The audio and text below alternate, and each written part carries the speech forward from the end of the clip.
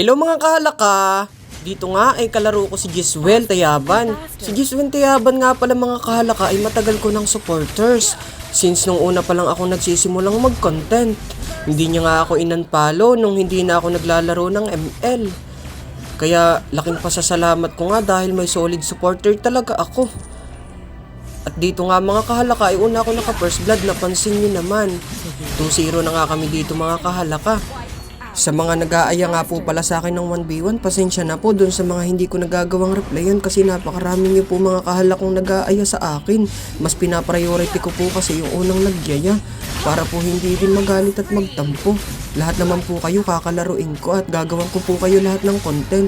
So ayun, maraming salamat talaga idol.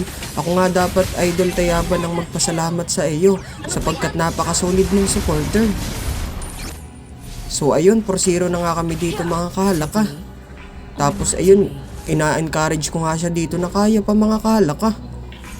So ayun, huwag kayong masyadong may stress sa 1v1 mga kahalaka. Enjoyin lang natin yung laro. Kasi manalo man o matalo ako, ipopost ko pa rin naman yun. Hindi naman pwedeng hindi ko gagawa ng content. Alangan namang sabihin ko pa rin dun sa post ko na wala pa rin akong loss. Ay samantalang natalo naman na ako. So unfair naman iyon. Kaya don't worry mga kahalaka. At bago nga po pala kayo mga kahalaka makipaglaro sa akin, make sure na nakapollow na po kayo sa aking page tsaka po sa YouTube channel ko. At paki-screenshot na rin po para may proof para po makalaro nyo ako. Kasi pag hindi po kayo nakapollow doon sa aking dalawang page, ay hindi ko po kayo kakalaruin. Syempre, yung pong mag-i-screenshot at magsesend sa akin, yun po ang priority ko mga kahalaka.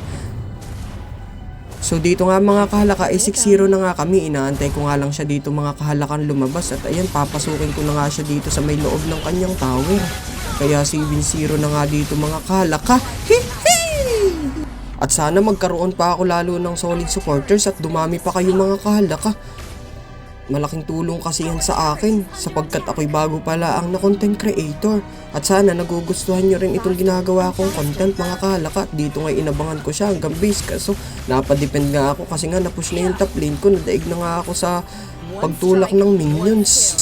Binabala ko na nga dito mga kahalakan tapusin yung laban. Dahil nga lamang na ako. Pansin nyo naman na wala pa akong patay kahit isa. Napatay ko na nga siya dito ng 7 mga kahalaka. So ayun, nagmaykruhan nga lang kami dito. Napa-out nga kaming dalawa. Tapos hindi niya nga mga kahalaka ini-expect na hindi ko pa dito kiniklik yung aking Vinchan. Kaya nga nadaig ko siya dito. So dito nga mga kahalaka nagtatapos ang aming laban.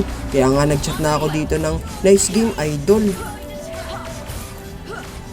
Yung pong mag-aaya ng 1v1 PM lang, yung pong nasabi ko, tapusin nyo po tong video na to para mapakinggan nyo po ng maayos para alam nyo po kung paano nyo ako makakalaro.